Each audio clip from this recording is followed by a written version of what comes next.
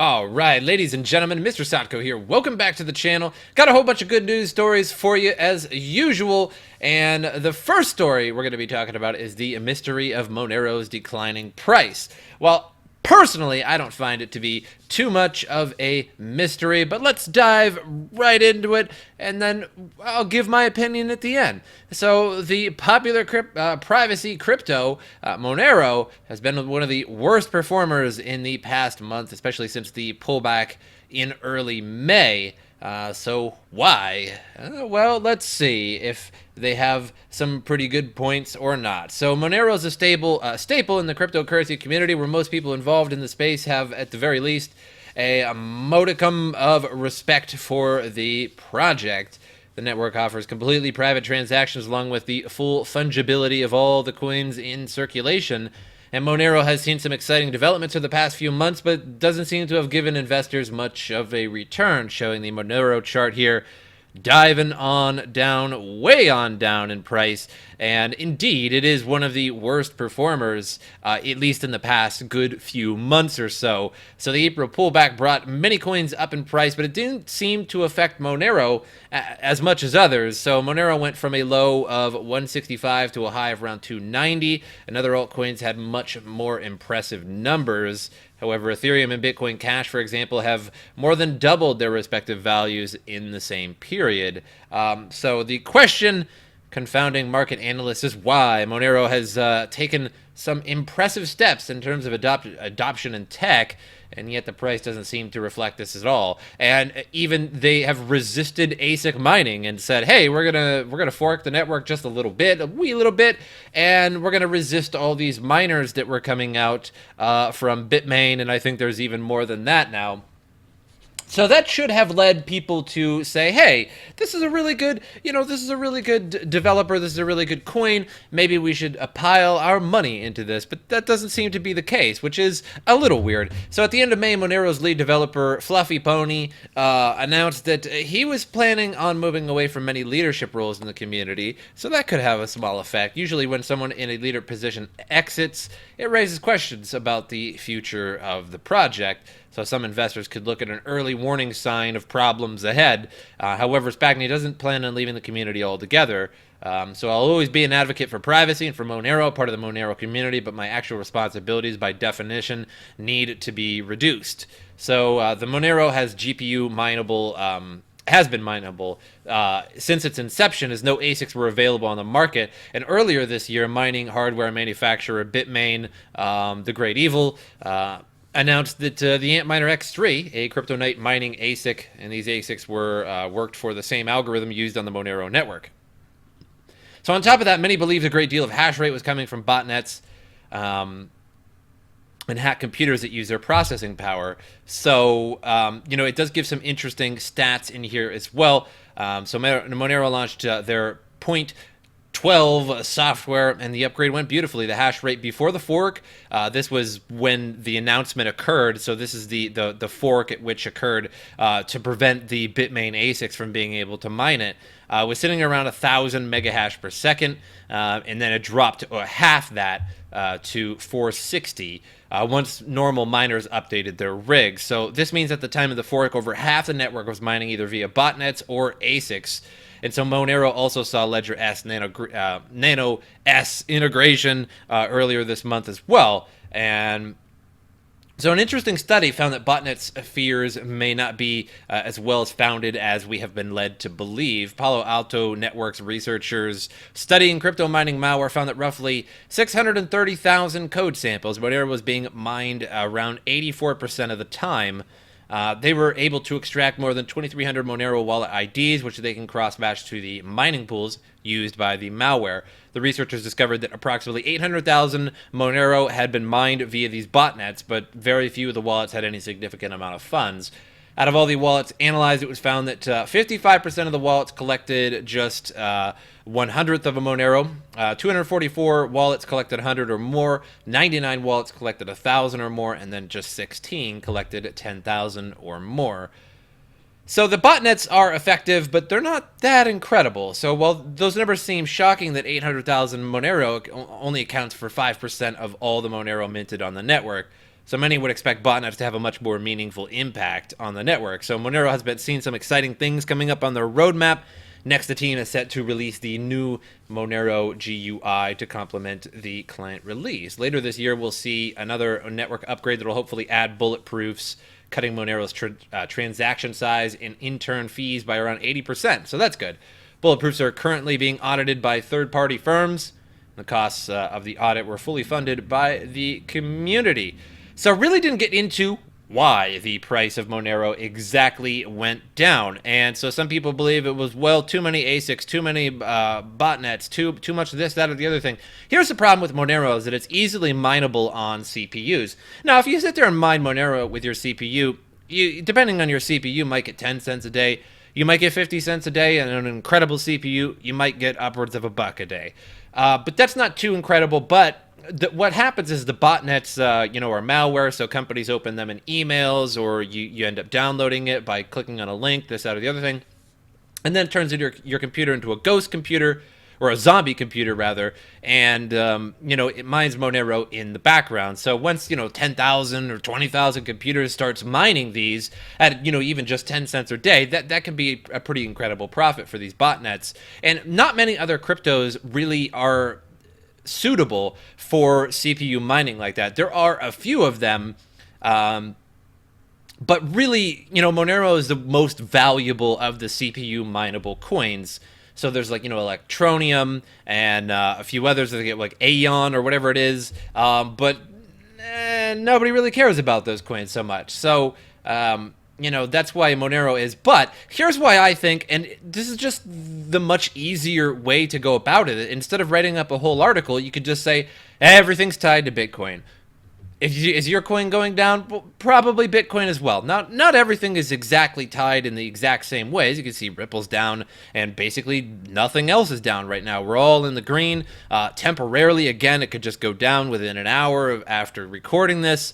But as of right now, everything's somewhat in the green, around 1% or so on average, I would say.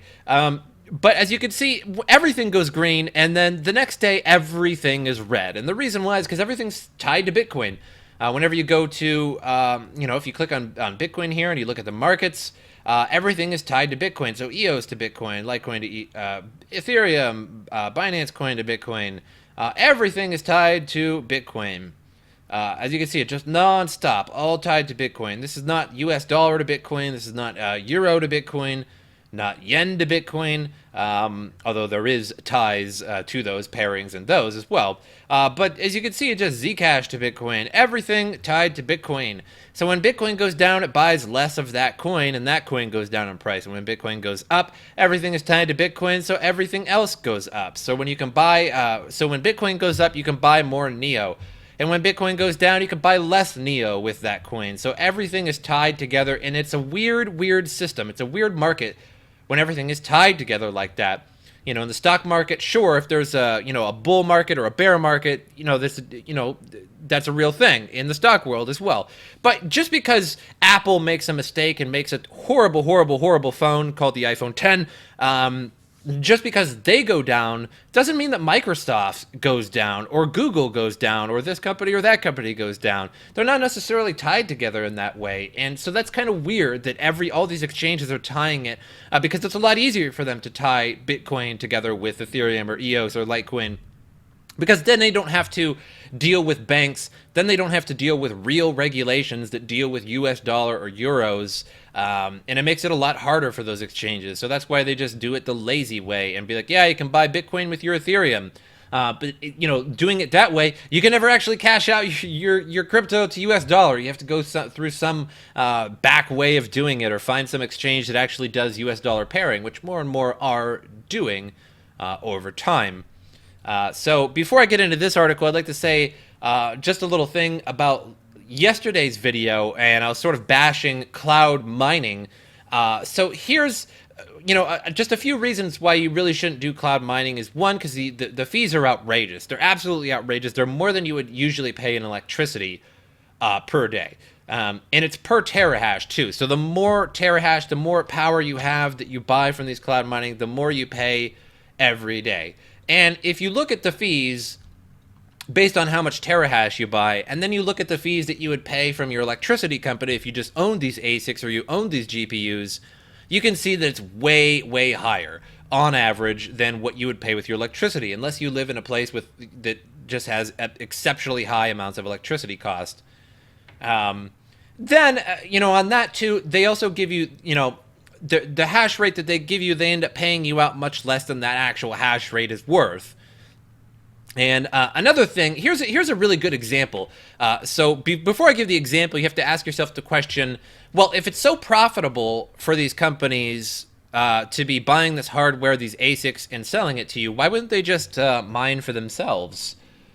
Right? I mean, why even sell the hash power to begin with if crypto is so profitable and if mining is so profitable? Well, it is profitable, and you make money mining. There's no doubt about that. But it's more profitable when you sparse it out and you charge people an inordinate amount and you give them less than what they should receive. So here's a kind of a good example. Take this with a grain of salt and just use a little imagination here. But let's say you have a money tree. And this money tree grows in your backyard, and every day it creates $100 from its leaves. Exactly $100 every day. So we're not even thinking about, the market price of crypto going up and down or difficulty, nothing like that. Just a money tree that grows $100 a day. Well, you could just keep that money tree, and you could just collect your $100 a day and be fine with that. Okay, I get $100 a day from my money tree, and this is basically an ASIC, because never in the history of mankind have we seen any kind of money-producing thing like we have today. With fiat money, the government produces it, or rather your central bank produces it, whatever. So you don't produce your own money. The government does, essentially. And I get it, yes, central banks, but just let me simplify it. So even if you're producing gold out of the ground, that's not really the same thing. There's a limited amount wherever you're mining, so that's not really the same thing either. So along comes cryptocurrency, and now we have these money-producing machines. An ASIC is a money-producing machine, plain and simple. You use electricity, it produces money out on the other end. Period. Crypto. So this is really unusual. So you have this money tree with $100 every day. How do you make more money with this money tree? Well, you could essentially sell 10 cents of it every day to 1,000 people, or and then charge them some kind of fee, so that you're only really paying out 8 cents, because you have to pick the dimes from the tree and then give it to them and send it to them. So really, they pay 10 cents. They pay some kind of fee. Maybe they pay $30 a month to receive 10 cents a day or 8 cents a day, and eventually they will make their money back. It'll take them 2 years, and they'll end up getting more money back, or they pay you $1,000, and then in 2 years they get $1,200 back. That's a great way to do it. And that is cloud mining. It's essentially a money tree, and they're just ripping you off, and they're giving out less than what it is actually producing, and charging you more than what it's actually producing. That's basically it in a nutshell. I know there's some holes in that argument, but let's just go with it. So McAfee, whatever, on the warpath. So John McAfee is usually not shy when expressing his views. So ever since the security of the SEC, Chairman Jay Clayton said that he considers most ICOs to be security. McAfee launched multiple tirades on social media. Of course he did. So here's the quote. I feel weird taking the side of the SEC on this one. I feel a little dirty. I gotta wash my hands, but I can't take McAfee's side on this one. I'm sorry, man. I don't know what to tell you. Much of what I've seen in the ICO or token or ICO space is a security offering. I don't know how much clearer I can be about it. So that's Jay Clayton on ICOs. So John McAfee says all ICOs are securities. Where'd you get that quote from, John McAfee? You just made that quote up. He didn't say all ICOs are securities. So I will now, nor will I ever accept this as a reality. So he said clarifies ICOs are securities, but that's still not what he said. All ICOs are securities. He didn't really quite say that. I am submitting now to this law, but I will fight with every last breath to ensure that this absurdity overreached by the SEC will not stand. It will not stand, because you're trying to make $500,000 per tweet. That's all you got to do is go tick, tick, tick, tick, tick, tick on your keyboard and then hit enter and you make $500,000 McAfee, sign me up for that pretty fast. So, and McAfee, what are you even going to do about it anyway? You're going to fight it with every, like seriously, like what are you going to actually do about it? Like, I'm sorry.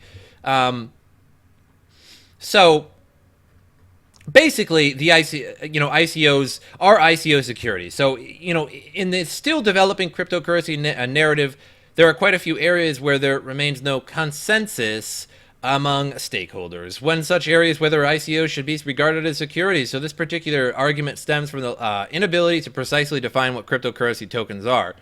So according to the SEC, tokens like Bitcoin, digital currencies that are substituted for fiat, are not securities. The majority of the 1,600 currencies, however, are not fiat substitutes, and this is true. Kind of. I mean, I guess I could send you whatever coin, $500 of whatever coin for your services, and you could accept that. So again, it really is up to the imagination with the SEC. Again, I don't want to say that I'm really defending the SEC on this, but I honestly just can't really take McAfee's side if he's not, if he's not quoting at least properly at all. So, they are tokens that provide access to a digital platform. Hence, many crypto purists elect to call them utility tokens. However, the SEC disagrees, instead claiming that these tokens raise capital via a public sale and can be sold on a secondary market, thus classifying them as securities. I guess I kind of gotta agree with that. I mean, it's kind of hard to disagree with that. But again, government oversight of crypto, is it going to be good? Is it going to be bad? We're going to have to see in the future. I think a little bit of regulations to prevent people from getting outright ripped off is great. But once they really start stymieing the progress of crypto, that's when it's going to be bad. So, yeah, first of all, John McAfee, dude, make sure you just quote right. And I'm not sure where you got this quote from. Maybe I guess I should just read that particular article. But again, all ICOs are not securities, so I agree with John McAfee at least on that. But most ICOs indeed are securities because they're selling some kind of public sale so that they can raise capital for their project before it is even created. And ICOs have become a problem lately. You got to have at least some kind of project before you make it, or at least some kind of really good plan. Most ICOs just don't have even a good plan at the very least. So geopolitical analyst believes blockchain will become obsolete. Freeman is the founder of Geopolitical Futures, an online publication dedicated to predicting the future course of international affairs, and the author of The Next 100 Years, a forecast for the 21st century, told CNBC that he has never known any encryption technology not to be broken, and that he doubts between Russia, China, U.S. intelligence services, a blockchain cannot be decrypted. It's useful, it's visible, and at some point it'll be obsolete. I agree. I think all technology will be obsolete at some point, but that's why we evolve and we move on. So one of these hypes, people are profiting from it and making extraordinary claims about it. In January, the Federal Bureau of Investigation regarding encryption and information security at the International Conference on Cybersecurity, according to the provided data, the FBI was unable to crack over 7,800 devices that contain information the FBI considered vital to ongoing investigations in 2016 and 2017. Ray also said that half of the devices safeguarded by encryption had been inaccessible. In March, Cointelegraph reported that the U.S. National Security Agency, the NSA, is ostensibly able to locate users of Bitcoin around the world. As classified documents provided by Edward Snowden revealed, the NSA supposedly managed this by creating a system for harvesting, analyzing, and processing raw global internet traffic using a program disguised as a popular anonymizing software.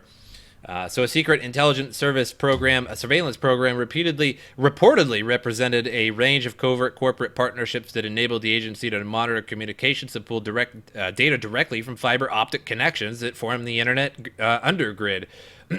So that makes sense. I think the NSA is way beyond what anybody can think. Again, they can harvest all the internet data, likely most of the internet data in the entire planet, and then run it through supercomputers that you can't even imagine, whether it's quantum computers or not. We won't get into that, but supercomputers that let's just say are you know, the fastest supercomputer in the world, it's probably faster than that, but it just isn't public knowledge. And then analyzing that with AI and data and things like that, they could just be able to cherry pick whatever data they need to pick, and then go back, type it in, and find that data and cherry pick that data.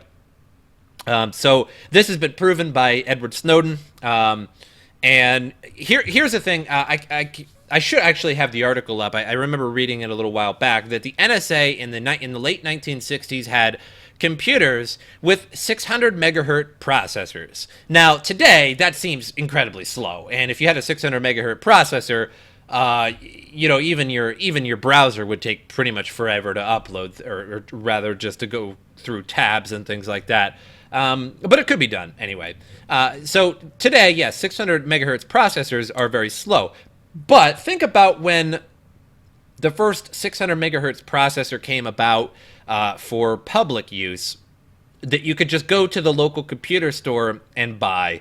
And that probably wasn't about till 1995 or so. So you could say that the NSA, that the government overall, with these particular agencies like the FBI and stuff, I feel like the FBI is way behind the NSA in terms of funding and technology. But either way, are about 30 years ahead of us, ahead of what people can buy. And you know, that's even true with like the CIA black budget, where 2.5 trillion. There's even videos on, just YouTube videos about the black budget of the CIA and things like that. And there are CIA members and accountants and things like that being grilled by senators in these videos saying, hey, where did this $2.5 trillion go? And their response, I kid you not, is I don't know. We don't know.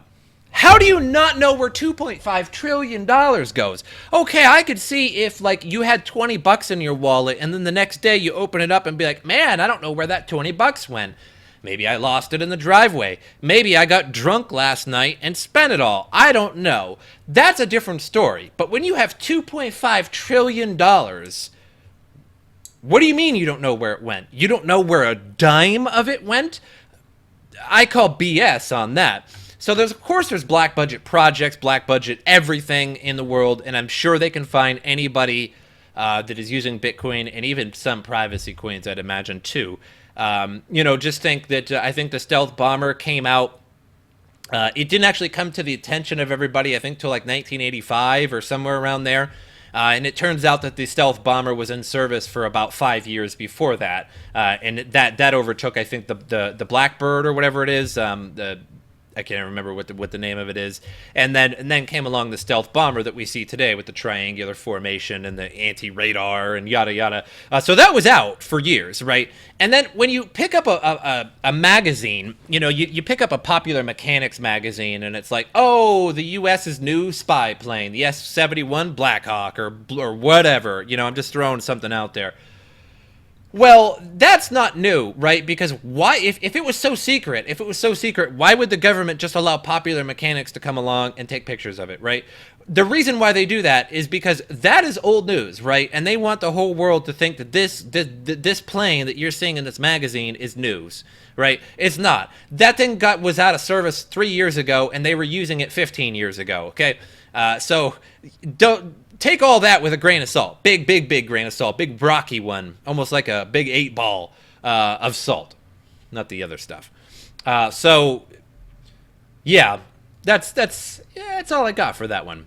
So I'm not going to read this whole article here, but Vitalik Buterin derides misleading reports regarding the NSA's creation of Bitcoin. So this is basically because of Whale Panda throwing around the tweets, and then me yesterday. Well, I'm sure it's not from me because I'm not that cool. But yesterday I made a video and I talked about how Buterin's suggested that he wouldn't be surprised if the government was the one that actually created, some kind of government agency created Bitcoin just in order to test blockchain. So, yeah, there was a tabloid that was published about a discovery that Buterin had made remarks about Bitcoin being created by the U.S. NSA. The evidence is gathered came in the form of messages from popular forum Bitcoin talk, but Buterin had written over them 8 years ago in 2011. So at the time, he was 17 years old. My opinions have obviously changed a lot since then, probably because the government got to him and started pointing the old microwave MK Ultra at his brain or something like that, and kept telling him in his sleep, hey, make sure that people know that you were wrong. You were wrong. I'm just kidding. Maybe, though. The cryptocurrency industry often finds itself at odds with representations in mainstream outlets. Misinformation about cryptocurrency itself, major business in the space, regulators' plans, have led to confrontation and even market shredding value due to investors reacting to factually inaccurate reports. And in this particular piece, Metro appears to continue the trend, erroneously referencing Buterin as Ethereum's sole founder while summarizing his comments as definitive proof that NSA helped create Bitcoin. Now, I did not say yesterday that it was definitive proof. I just reported on the fact that he said that it's a possibility. And I think it's actually a possibility, too. Do I really think that it's, like, greater than 50%? I don't even know. But I wouldn't be surprised. Like, if it came out as truth that tomorrow, I would be like, not surprised by that. I'm just not.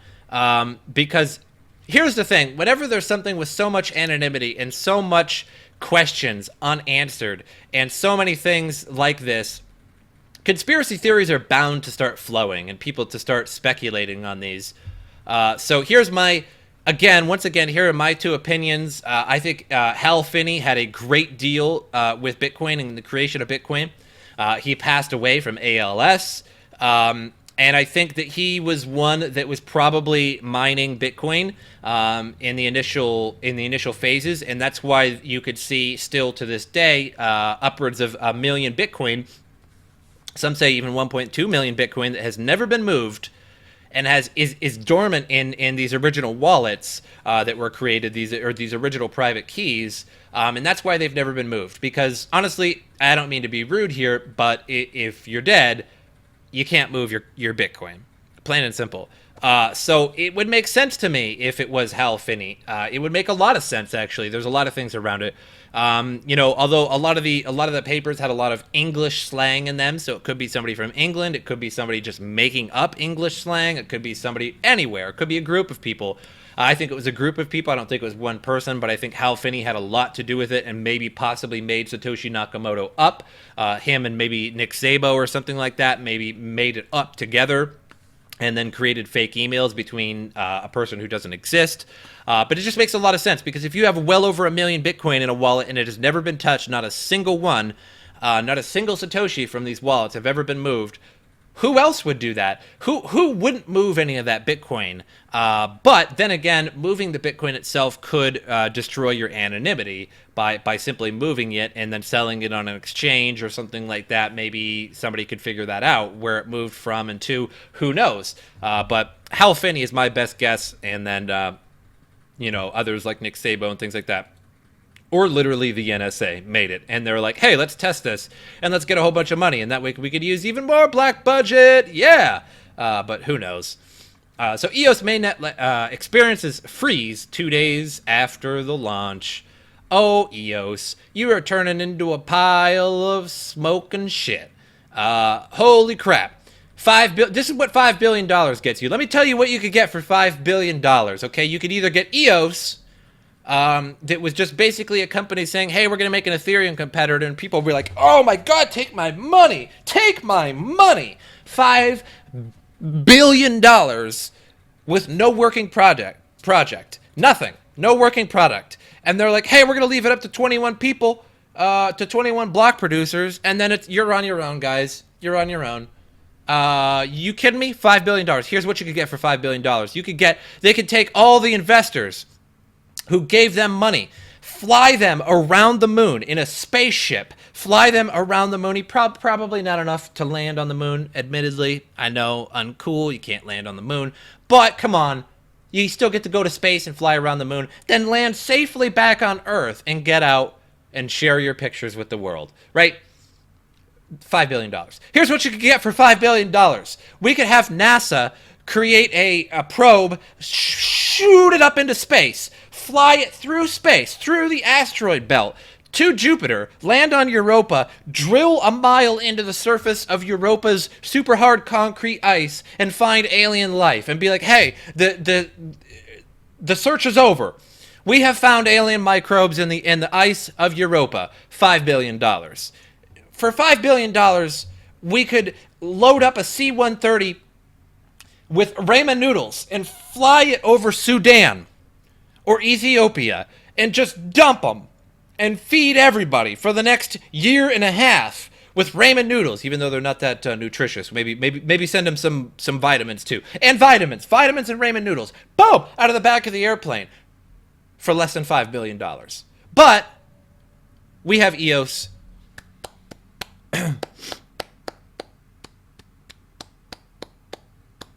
Oh, am I the only one clapping? Oh, sorry. Less than 48 hours after going live, the EOS mainnet has paused. Oh no, EOS, $5 billion. According to multiple reports on Twitter and a Steemit post by the top 21 EOS block producers, who are receiving $2.5 million each per year at the very least for being just a block producer, who everybody unanimously voted Bitfinex in. Boy, I wonder how that happened.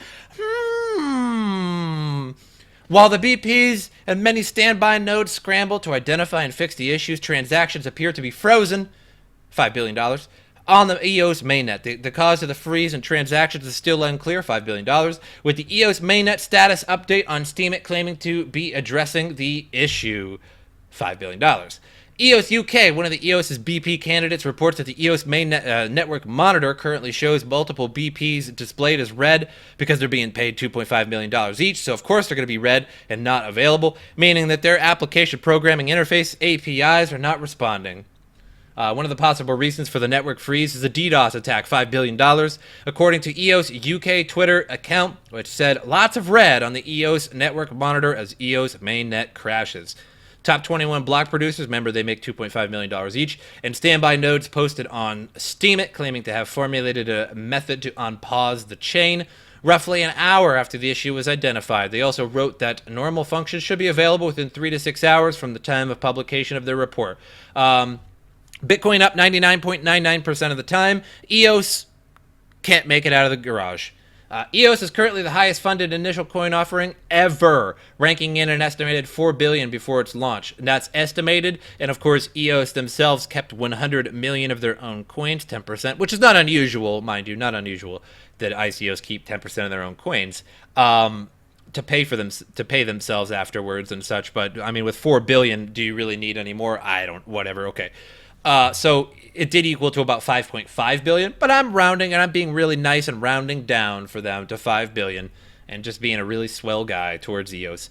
It intends to compete with Ethereum. Take all my money. Take all my money. I heard Ethereum and I heard competing with Ethereum. Take my 4 billion as a year-long ICO. Boy, they were just milking that, milking that money as a platform for decentralized dApps, claiming to have achieved inter-blockchain communication. Everybody should sell their EOS right now. I would not care if EOS crashed to nothing. But just make sure you sell your EOS, because I don't want you guys to lose money. The markets have reached the news mildly, with EOS price going down 3% in 24 hours at press time. The coin is now trading 1043, according to CoinMarketCap. So as of press time, EOS has not responded to Cointelegraph's request for comment. Of course they haven't, because, I mean, when you make $4 billion, you don't have time to talk to the media. Are you kidding me? I got $4 billion. I ain't got to talk to nobody. I'm going to get in my solid gold jet that has extra engines on it to carry the weight and just woo and fly off into space. And I'm gonna go live with aliens. I'm gonna go. I'm just gonna go through space-time itself. I'm gonna create a Stargate in the middle of space, and it's gonna be made out of neutronium. And you're like, hey, MrSotko, what's neutronium? Oh, I'm glad you asked. It's from a neutron star. Sometimes when a star collapses and it's unable to collapse further into a black hole, which I think are Planck stars, which eventually explode and create a whole new universe because of time dilation. That's a whole different thing. But it doesn't quite collapse into a black star or black hole, and it makes a neutron star, which is one of the most dense things that humanity and science can possibly speculate on. Perhaps there's more, but who knows? So it's extremely, extremely dense. It's a neutron matter, and it's so compact that a teaspoon would weigh about as much as a car or maybe like a dump truck or something like that. It's so dense. So what you need is you just take a whole bunch of neutronium and you make a big circle out of it. Are you done yet, MrSotko? No, I'm not. You take that circle and you spin it, and then you make another one on the other side of wherever you want to go to, and you spin that one too. Boom-bitty, boom-bitty, boom. And then it just stretches time and space, and it creates a wormhole, and theoretically, boom, you can go through that and peer out the other side. And that's what I'm going to do with my $4 billion. EOS, but we got EOS though, huh? Aren't we all glad we got EOS now? You guys should be so glad you got EOS. Everybody was on the EOS train. It's going to be an Ethereum competitor, and I hope it does well in the future, but $4 billion is what you get, $5 billion. I hope you guys enjoyed this episode, and as usual, I will see you guys next time.